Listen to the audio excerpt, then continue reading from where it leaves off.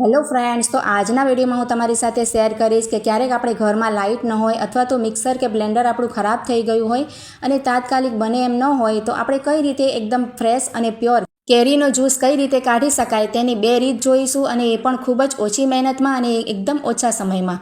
તો સૌથી પહેલાં અહીંયા મેં કેરી લઈ લીધી છે અને તેને પહેલાં તો આપણે સ્વચ્છ પાણીથી ધોઈ લેવાની છે. તો જ્યારે પણ કેરીને આપણે ધોઈએ તો તેને 3-4 મિનિટ માટે કે 5 મિનિટ માટે છે ને પાણીમાં પલાળી દેવાની, એટલે જે ઉપર તેનું કેમિકલ વગેરે હોય ને સફેદ જેવું હોય છે પડ, તે નીકળી જાય. જુઓ, આ રીતે એકદમ કેરીને આપણે ધોઈને તૈયાર કરી લીધી છે. અને હવે આપણે શું કરવાનું છે કે એક છરી લઈ લઈશું. તો આપણે અહીંયા કેરીને છોલવાની પણ જરૂર નહીં પડે અને એમને એમ આપણે સરળતાથી જ્યુસ કાઢી શકીશું. તો જુઓ, જે ઉપરનું તેનું ભાગ હોય છે ને આ રીતની ડીટિયાવાળું, તે ફક્ત આપણે કાઢી લેવાનું છે આ રીતે. અને હવે આપણે જેમ આપણે કેરી ખાવા માટે કેરી કટ કરીએ છીએ ને તેની એ રીતના જ આપણે અહીં આ રીતના કટ કરી અને આપણે તેને કાપી લેવાની છે. જુઓ, જેમ તમે વિડીયોમાં જોઈ શકો છો એ જ રીતે આપણે કેરીને કટ કરી લેવાની છે. અને આ રીતે આપણે તમારે જેટલી પણ કેરીનો જ્યુસ કાઢવો હોય ને એ રીતે તમારે પ્લેટમાં પહેલાં તેને આ રીતે કટ કરી લેવાની. તો અહીંયા તમે જ્યુસ કાઢવા માટે કોઈ પણ જાતની કેરી લઈ શકો, કેસર હોય કે પછી હાફૂસ હોય. તો આ રીતે આપણે શું કરવાનું કે તેને કટ કરીએ ને ત્યારે આપણે ગોટલામાં તેનો વધારે ભાગ નથી રાખવાનો. જુઓ, જેમ બને ને એમ આપણે ગોટલામાં ઓછું તેનું ભાગ રહે ને કેરીનું, એ રીતે જ આપણે કટ કરવાની, એટલે આપણે વધારે વેસ્ટ ન થાય. જુઓ, ગોટલામાંથી કેરી આપણે વધારે ન બચે એમ. તો તમે વિડીયોમાં જુઓ છો ને એ રીતે જુઓ, આપણે 3-4 કેરી હમણાં કટ કરીને તમને બતાવું છું. જુઓ, અને બને ત્યાં સુધી આપણે અહીંયા પાકેલી કેરી હોય ને આ રીતના જુઓ પીળાશવાળી હોય તો વધારે સરસ આપણે જ્યુસ નીકળે. એમાં આપણે ખાંડ વગેરે કે ઉમેરવાની જરૂર ન પડે, એકદમ પ્યોર આપણે ખાંડ વગરનું જ્યુસ તૈયાર કરી શકાય. તો અહીંયા જુઓ, એ રીતના જ આપણે પાકેલી કેરી લઈ લીધી છે અને અહીંયા કેરી આપણે 3 કટ કરી લીધી છે. આ રીતના આપણે તેની ફાટ કરી લેવાની.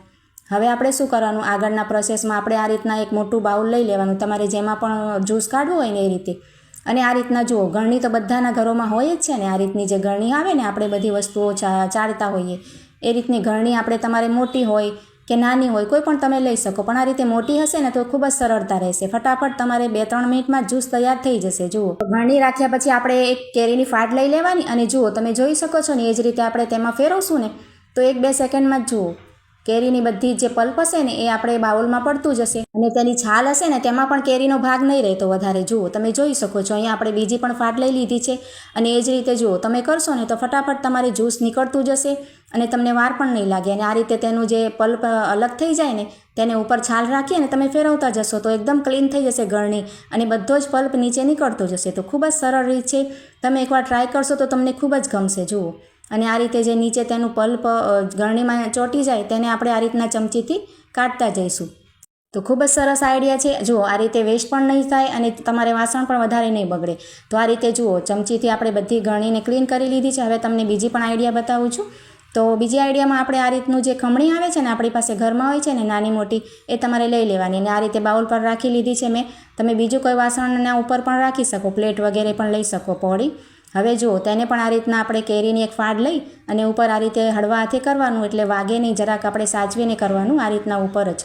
તો બધી જ તેનું જે પલ્પ હશે ને તેનાથી પણ નીકળી જશે. જુઓ, આનાથી પણ ખૂબ જ સરસ રીતે તમારે જ્યુસ કાઢી શકાય. અને આ રીતે કાઢવાથી પણ જુઓ તમે જોઈ શકો છો કે છાલમાં વધારે આપણે કેરીનો જે પલ્પ હોય છે તે નીકળતો નથી, વેસ્ટ નહીં થાય. જુઓ, હવે બીજી પણ આપણે અહીંયા ફાડ લઈ લીધી છે અને આ રીતે ઉપરથી છાલ ઉપર આપણે આંગળી કે હાથ રાખી અને કાઢી શકાય સાચવીને, આપણને વાગશે પણ નહીં અને ખૂબ જ સરળ રહેશે. જુઓ, નીચે આપણે પલ્પ નીકળતું જાય છે. તો બંને આઈડિયા સારા છે, પણ મને વધારે પર્સનલી તમને કહું તો જો પહેલો આઈડિયા હતો ને ગળણીવાળો તે વધારે પસંદ આવ્યો. કેમ કે આ રીતના જુઓ આપણે આમાં ખમણીમાં જ્યુસ કાઢીએ છીએ તો વધારે આપણું જે જ્યુસ છે ને કેરીનો પલ્પ એ બધામાં આ રીતના ચોંટી જાય છે અને આપણે આ રીતે કાઢવું પડે. આગળ પણ તેનું ચોંટે અને પાછળ પણ આ રીતના જુઓ આપણે થોડુંક વેસ્ટ જેવું થાય એમ. પણ તમને કઈ રીત વધારે ગમી તે તમે કમેન્ટમાં જરૂરથી બતાવજો. અને જો બંને રીત તમને સારી લાગી હોય તો વિડીયોને એક લાઇક જરૂરથી કરી આપજો. તો જુઓ, તમને બતાવું છું કે બંનેમાં શું ફરક હતું. આમાં આપણે કાઢીએ તો વધારે આપણે હાથ પણ ખરાબ ન થાય અને સરસ ફટાફટ પણ નીકળે છે. અને ખમણીમાં જરાક આપણે વાર પણ લાગે છે અને તેમાં ચોંટે છે પણ વધારે. તો તમને જેમાં સરળ લાગતું હોય એમ તમે કરી શકો છો. બંને આઈડિયા આમ તો બેસ્ટ છે. તો જુઓ, વાતોમાં બધી જ જે આપણે ફાડ હતી તેનું જ્યુસ અહીંયા મેં કાઢીને તૈયાર કરી લીધું છે. હવે તમને તેમનું બતાવું છું કે કેવું સરસ રીતે જ્યુસ નીકળ્યું છે અને મહેનત પણ એકદમ ઓછી લાગી છે ફ્રેન્ડ્સ. તો આઈડિયા તમે જરૂરથી ટ્રાય કરજો. જુઓ, તેની છાલ પણ આપણે બધી ભેગી કરી લીધી છે અને આ રીતે જુઓ ગળણીમાં પણ વેસ્ટ નથી થયું. ખૂબ જ એકદમ સરસ પ્યોર અને શુદ્ધ આપણે કેરીનો જ્યુસ મિક્સર કે બ્લેન્ડરને ખરાબ કર્યા વગર જ કાઢીને તૈયાર કર્યો છે. તો આ વિડીયો તમને સારો લાગ્યો કે નહીં કમેન્ટ જરૂરથી કરજો, અને તમે ક્યાંથી આ વિડીયો જોવો છો તે પણ કમેન્ટમાં જણાવજો, એટલે મને ખબર પડે કે મારો વિડીયો ક્યાં ક્યાં લોકો સુધી પહોંચી રહ્યો છે. તો જુઓ, અહીંયા બાઉલમાં આપણે જ્યુસ લઈ લીધો છે. તો સારો લાગે તો લાઇક કરજો, શેર કરજો અને ચેનલને સબસ્ક્રાઈબ કરજો.